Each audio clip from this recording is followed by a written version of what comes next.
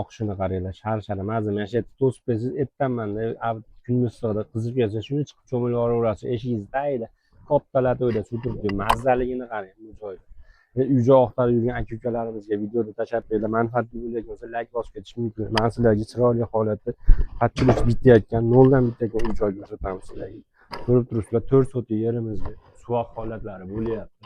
Kirganlaringda darvozaxonamiz. Bu tomonimiz mana mehmonxonamiz. Icham olmay qo'yaversan, gazdan o'zib ketadi.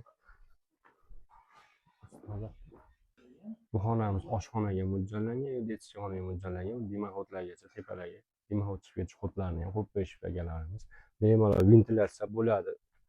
Tepaga ventilyator qo'yib qo'ysalar, chiroyli holatda hali bunga zilionli zonalarni ham qilib berishadi. Bu yana bitta xonamiz. Xohlasangiz oshxona qilasizlar, xohlasangiz detskiy qilasizlar. Battan ventilyatsiyalarga teshiklar qo'yib ketishgan. Ventilyatsiya teshiklari hamma uyda bo'lsa, bu yaxshi holat. Bu sanuzelimiz bo'ladi. Hojatxona sanuzelimiz bo'ladi. Bu tomonga kirsalar bitta xonamiz. Ichkarida yana bitta xonamiz. Va spanni qilsalar ham bo'ladi. Kattalarga spanni qilsa bo'ladi. Bu ichki tomonida yana bitta hammomimiz sanuzelda o'rnini tashlab ketishibdi bemalol. Akalarimiz to'liq pishiq ishlar qilishyapti. Uylarimizni padushkalargacha go'sht standartga mos holatda padushkalarni ham ko'ryapsizlar. Har bittasiga padushka quyilgan. Go'sht standart holatda bo'lyapti uyimiz. G'ishlariga xom g'isht ishlatilmagan. Faqat shu o'q devoriga shlaka blokda o'q devor to'sib berishgan. Chunki shlaka blok o'q devor shlaka blokda bo'lsa, yomg'ir chachinda hech nima bo'lmaydi, uyib ketmaydi, oqib ketmaydi. Bu tomon orqa hovlisi. Mana orqasida ham kattagina joyi bor.